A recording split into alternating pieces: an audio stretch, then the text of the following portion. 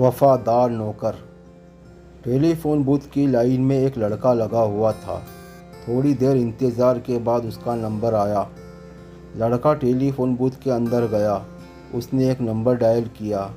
उसने किसी महिला को फ़ोन लगाया था। जैसे ही महिला ने फ़ोन उठाया, लड़का बोला, गुड मॉर्निंग मैम, मेरा नाम विनोद है और मैं गार्डनिंग का काम करता हूँ।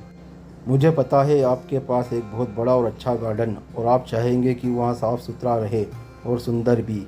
मैं अपने काम में बहुत अच्छा हूँ, तो क्या आप मुझे नौकरी पर रखना चाहेंगी?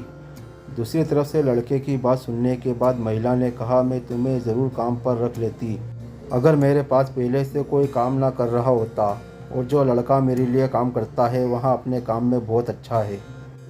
लड़का कहता है, मैडम अगर ऐसी बात है तो मैं कम सैलरी में भी काम करने के लिए तैयार हूँ।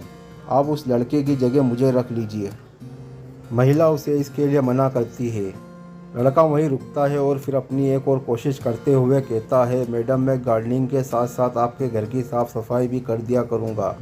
प्लीज़ आप मुझे उस लड़के को निकाल कर रख लीजिए। लड़का गिड़गिड़ा रहा था, फिर भी उस महिला पर उसकी बातों का कोई असर नहीं हो रहा था और उसने कहा कि मैं मेरे यहाँ काम करने वाले लड़के को बिल्कुल नहीं निकालूंगी, क्योंकि वहाँ अपने काम में बहुत ही ज़्यादा अच्छा है। इतना कहकर वो महिला फ़ोन काट देती है। फ़ोन बूथ के बाहर लाइन में खड़े लोगों में से सबसे आगे वाला आदमी इस लड़के की बातें फ़ोन बूथ के बाहर भी सुन पा रहा था। जैसे ही लड़का फ़ोन बूथ के बाहर आया, उस आदमी ने लड़के को रोका और उससे कहा, मुझे लगता है तुम अपने काम के प्रति बहुत वफादार हो और बहुत ज़्यादा पैशनेट भी। अगर तुम चाहो तो मैं तुम्हें मेरे यहाँ गार्डनिंग का काम दे सकता हूँ, और वहाँ भी उस महिला से ज़्यादा पगार देकर। लड़के ने मुस्कुराकर कहा, आपका बहुत बहुत धन्यवाद, लेकिन मुझे नौकरी की ज़रूरत नहीं है।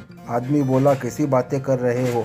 अभी मैंने सुना तुम महिला के पास नौकरी के लिए कैसे गिड़गिड़ा रहे थे। लड़के ने कहा, महिला अपने यहाँ काम करने वाले जिस लड़के का बार बार जिक्र कर रही थी, वह लड़का दरअसल मैं खुद हूँ। मैं सिर्फ इतना चेक कर रहा था कि वह मेरे काम से संतुष्ट है या नहीं। क्या मैंने अपने काम में कोई कमी तो नहीं छोड़ी? मुझे कोई और समझकर नौकरी देने से इनकार करके उन्होंने मेरी कीमत और भी बढ़ा दी।